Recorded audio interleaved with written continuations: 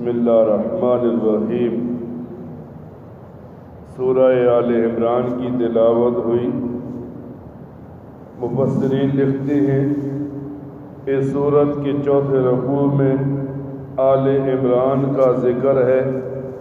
اس پوری سورت کا اس کا نام دیا گیا۔ اس سورت کے اندر 4 قسم کے مضامین کا ذکر ہے۔ ایک تو اہل کتاب کو اسلام کی دعوت ہے۔ دوسرا یوں بتایا گیا اہل کتاب کے بعد جو خیر کی باتیں ہیں انہیں اسلام میں شامل کر لیا جائے، اور تیسرا بتایا گیا اہل کتاب کے پاس جو برائی کی گناہ کی باتیں ہیں ان سے اجتناب کیا جائے۔ اسی طرح جب سورہ آل عمران کا تذکرہ کیا گیا تو مسلمانوں کو اس کے اندر عقائد کی طرف بھی رجوع کی بات بتائی گئی۔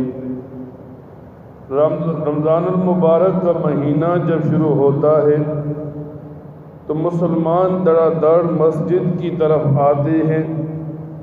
اب ایک مسلمان مسجد آتا ہے عبادت کے لیے، لیکن یوں ہوتا ہے جب مسجد میں لوگ اکٹھا ہونا شروع ہوتے ہیں، کچھ لوگ عبادات میں لگ جاتے ہیں، کچھ لوگ آ کر باتوں میں لگ جاتے ہیں۔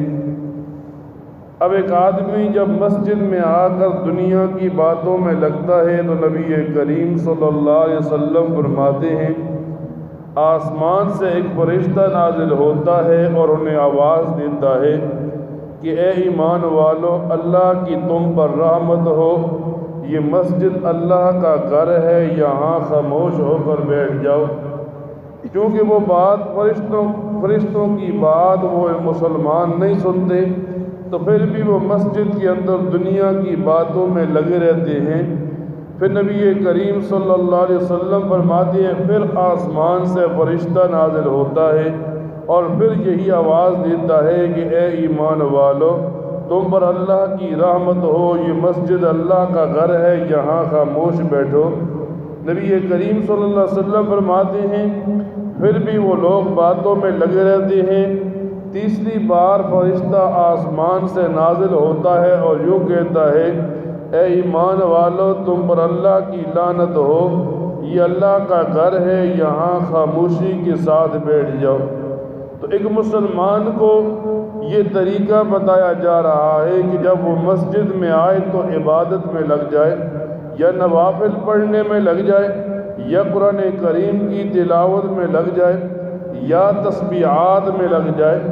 اور حدیث مبارک میں تو یہاں تک بھی آتا ہے کہ ایک مسلمان جب مسجد کو آتا ہے اور نماز کے انتظار میں بیٹھتا ہے تو گویا وہ نماز میں ہے، اسے اتنا ثواب ملتا ہے۔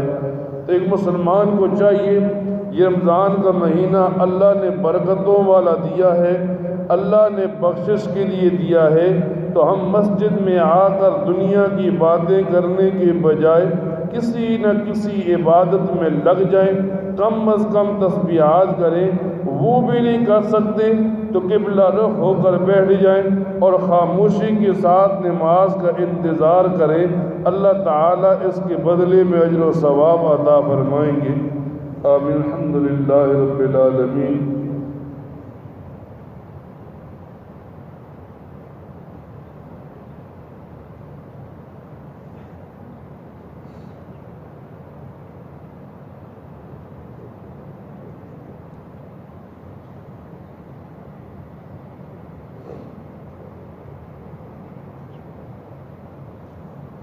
صلی اللہ تعالی علی خیر خلقہ محمد وآلہ وصحبہ اجمعین برحمتک یا ارحم الراحمین۔